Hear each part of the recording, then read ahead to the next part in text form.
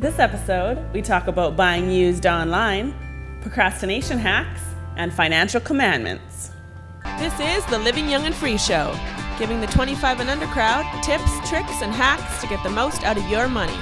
Happy New Year! I'm Cheryl, and welcome to episode 54.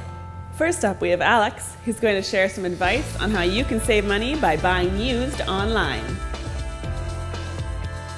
Deals, deals, deals! Yeehaw! It's raining deals! Show your stash, save more cash. The price is so low it'll make your head spin.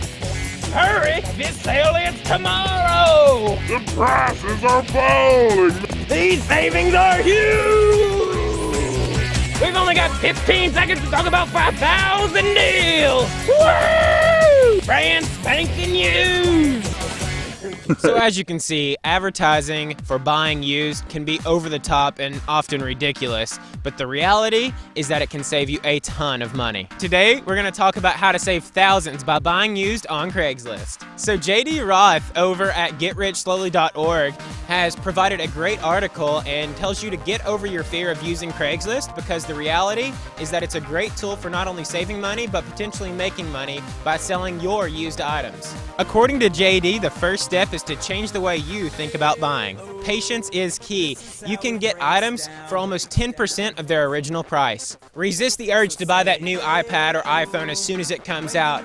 Waiting 3 or 4 months can save you almost 40% off the new price when you buy it on Craigslist. Buying and using older technology can really save a ton of money. Buy your car on Craigslist. Make sure you research that car and buy only cars that have a clean title. And there is one thing you don't want to cheap out on, and that is have your mechanic check it out first. Do not skimp on that $75 fee. You can get appliances on Craigslist for about 10% of the price, and especially when you buy white appliances.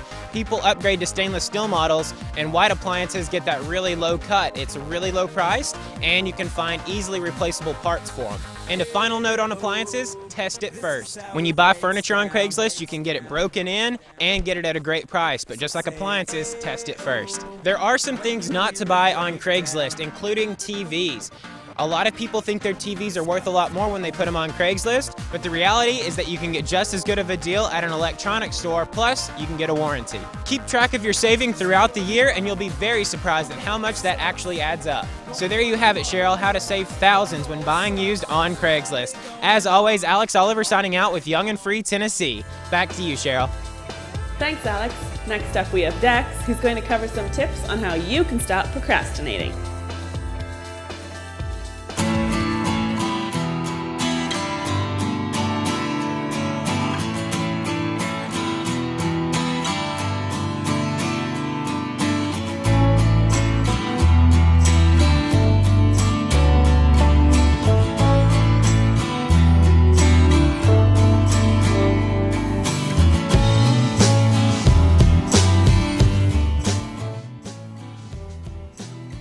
Oh, hi. I didn't see you there.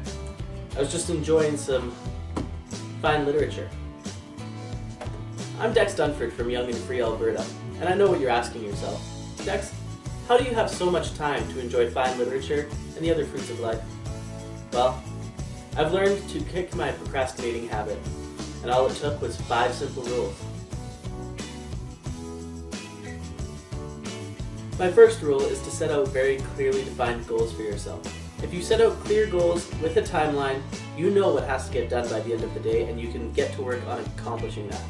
If you don't have clearly defined goals and you don't have a timeline, that just breeds more procrastination because you A, don't know where to start, and B, don't know when you have to finish. The second rule to quitting your procrastination habit is to tell yourself it's okay not to be perfect. Perfectionism breeds procrastination. You will procrastinate more if you are afraid that the job you're about to do won't be perfect. Sometimes it's okay not to be perfect, at least you've started. The third rule to kicking your procrastination habit is to stop multitasking.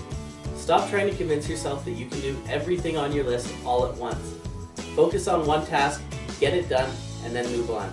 Turn off the TV, turn off your phone, and stop looking at all the pretty girls on the internet. Okay, that was for me.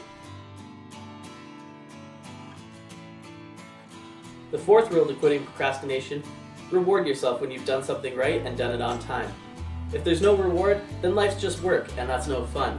If you take time to reward yourself after completing a task, you're going to enjoy it and you're going to complete more tasks. The final rule to kicking your procrastinating habit is to sit down and calculate how much money and time you're wasting by procrastinating. If you know that every time you're procrastinating, money and time is leaving you that you will never get back, you'll be less encouraged to procrastinate. And those are the 5 rules to stopping your procrastination habit. Alright, we done here? I got a party to get to. Come on.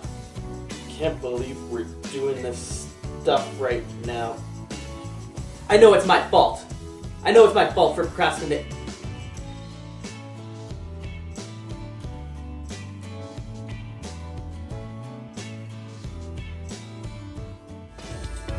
Hold on, it's okay not to be perfect? Wish I would have known that. Last up we have Seth, who's going to share some financial commandments that you should be sure to follow in your 20s. Thanks, Cheryl. Seth for Young and Free, Maine. Happy year 2012 to you. It's crazy to think that it's already a new year. Hopefully the Aztecs got it wrong and we have plenty of years ahead of us to be young and free. Well, one of the things that I'm going to try and do this year is be a little bit smarter with my finances, with my money. The folks at Kiplinger.com actually came out with an article that talks about the 10 commandments that you should follow as a 20-year-old or someone in your 20s. I actually got a chance to hang out with one of my good buddies, good old Moses, and he's going to help me out and explain to you 5 of those. What's the first one, Moses? Thou shalt plan ahead. Plan ahead. It's really important as someone who's in their 20s to make sure that you make a list of things that you want to do or goals that you'd like to accomplish in the next years to come. Make a 5-year, 10-year, and 20-year list of things that you expect to happen and ways that you can accomplish that. At least having a plan is better than no plan at all. Thou wilt live within thy means. Oh hey guys, welcome to my new place. Yeah, it's a studio apartment, there's not much room for anything, but it's got a great view of the road, and I only have to pay $1,400 a month. As someone in your 20s, it's really, really important to live within your means. You may not enjoy the apartment that you live in or where you are right now in life, but at the same time too, if you're living above your means, chances are you're going to set yourself up for failure in the future. Don't dig yourself into debt. If you have to stay in that crummy old apartment a little bit longer, so be it. You'll be happy you did. You must make savings a habit. I think we get the idea sometimes that saving money has to be something where you put away a ton of money at the end of each month, each week, anything like that. It doesn't have to be. Do what I did. As a server and bartender, I used to have change on me all the time. I took the change at the end of each week and put it in a little glass jar. By the end of the year, I had at least $80 to $100 worth of change that I could use for my gifts around the holidays. How great is that? Start off small, and then when you can, increase your saving. You'll be happy you did. Thou wilt have a marketable skill. All of us have something that we're really good at. I'm really good at pyrotechnics. I do roast my own coffee beans, and I like to think I'm a fairly decent cook. Take what you're good at and turn it into a marketable skill. You never know where it'll lead you. Thou shalt have fun. Finally, just go have some fun. Find something that you really enjoy and go do it. I'm a sucker for sports games. I love the Red Sox, I love the Packers. I've had a chance to go see both of them in the past year, and it was a really great experience. So make sure that you have fun while you're in your 20s, but make sure you do it within reason. Well, that's all for now. For Young and Free Maine, I'm Seth. Back to you, Cheryl.